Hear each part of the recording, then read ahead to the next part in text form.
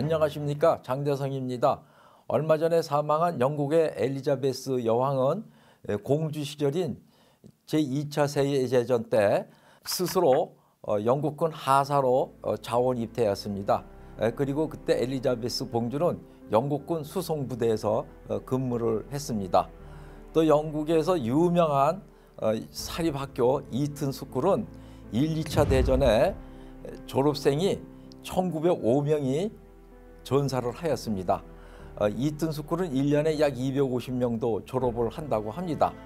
그러니까 그때 당시에 징집 대상의 졸업생들의 약 80%가 전사를 했다고 합니다. 그리고 한 명을 제외하고는 전원이 전사를 졸업한 기도 있다고 합니다.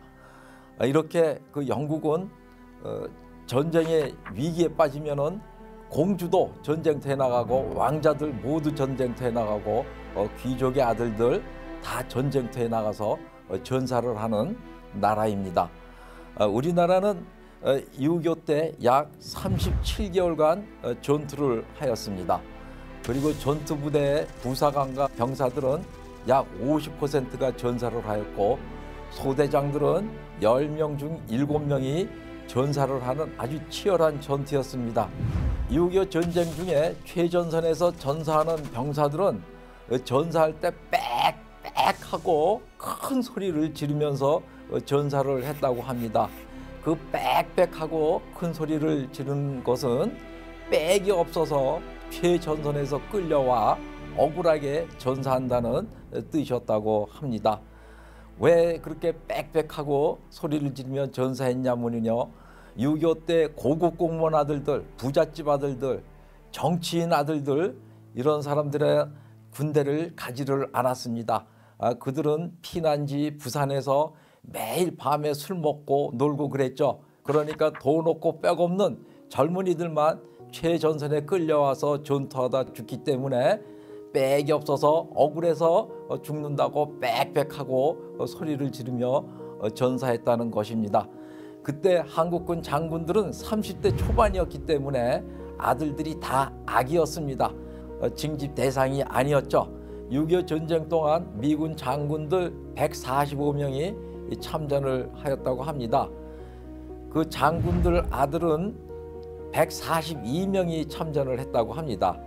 그러니까 장군 한 명당 아들 한 명이 한국에 와서 전쟁을 한 것입니다. 그 미군 장군 아들들 중 유엔군 총사령관이었던 마크 클라크 대장 아들이 전사를 하였습니다.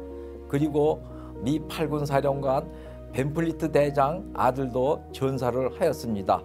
그리고 미군 장군 아들들 142명 중 35명이 전사를 하였습니다. 그런데 한국의 고위층 아들은 딱 한 명만 전사를 하였습니다. 그 딱 한 명이 바로 누구냐면 신박균 상병이었습니다. 신박균 상병의 부친은 신태영 국방부 장관이었습니다. 신태영 장관은 일본 육사 26기로 일본 육군 중자를 지냈습니다. 그래서 친일파로 분류되어 있습니다. 신태영 장관은 1949년 즉 6.25 나기 바로 직전에 육군 참모총장을 하고 육군 중장으로 예편을 하였습니다. 그리고 한창 전쟁 중인 1952년에서 53년까지 국방부 장관을 지냈습니다. 그리고 신박균 상병의 큰형은 신흥균 장군이었습니다. 신흥균 장군은 일본 육사 53기를 졸업하고 일본 육군 소자를 지냈습니다. 그래서 친일파로 역시 분류되어 있습니다.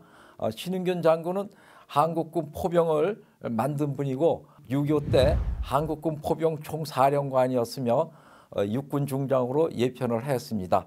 그리고 초대 국방과학연구소 소장을 지냈습니다. 신박균은 1950년 9월 17세의 중학생이었습니다. 그는 17세의 어린 나이라 징집 대상이 아니었기 때문에 전쟁터에 나가기 위해서 자원 입대를 하였습니다. 그는 자원 입대하여 포병학교에 배치받아서 포병 교육을 받았습니다. 그 포병학교에서 교육을 받을 때 한국군 포병 총사령관인 큰형 신흥균 장군이 포병학교에 교육 시찰을 와서 동생 신박균을 만나서 격려를 해주고 했다고 합니다.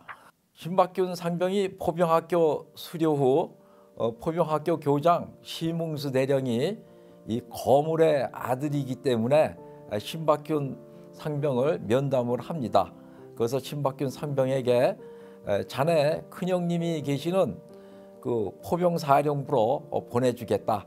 그 포병사령부로 가면 후방이 있기 때문에 안전하게 군대 생활을 할 수 있으니 그 포병사령부로 가라고 권합니다. 이때 신박균 상병은 강력하게 거절을 합니다. 자기는 아버지와 형님이 두 분 다 장군이기 때문에 더욱더 최전방에 가서 전투를 해야 된다고 요구를 합니다. 그래서 신박균 상병은 최전선에 배치를 됩니다. 이렇게 신박균 상병은 최전선을 지원하여 제26 포병대대에 배치를 받습니다. 신박균 상병이 26 포병대대에 배치를 받고 나서 2개월이 지나 1951년 1월 2일 중공군하고 대대적인 격렬한 전투가 벌어졌습니다. 제26 포병대대는 전멸을 당했습니다. 그래서 제26 포병대대 병사들, 부대원들 모두 신박균 상병과 함께 산화하였습니다. 그래서 그 신박균 상병은 물론 그 부대원들 거의 전체가 다 시체를 지금도 찾지를 못하고 있습니다.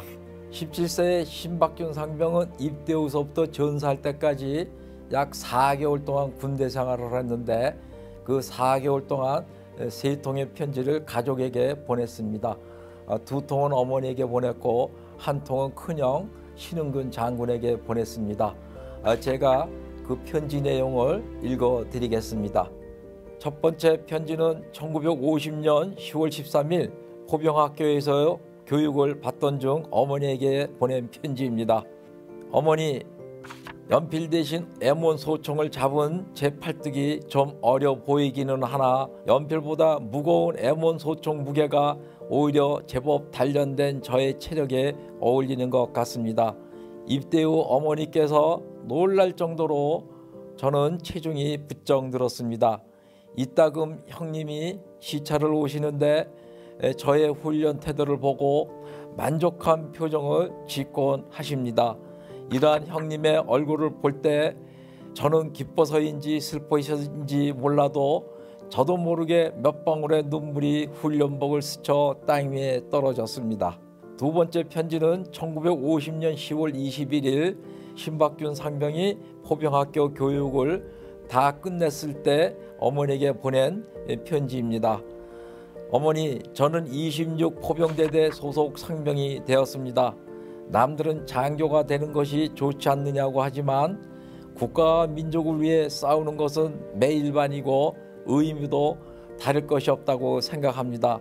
또 장교만 있는 군대가 없는 것과 같이 사병의 책임 또한 중대하다는 것을 전우들에게 설명을 해주어도 이해할 수 없다는 전우가 때때로 있어서 머리가 아픕니다.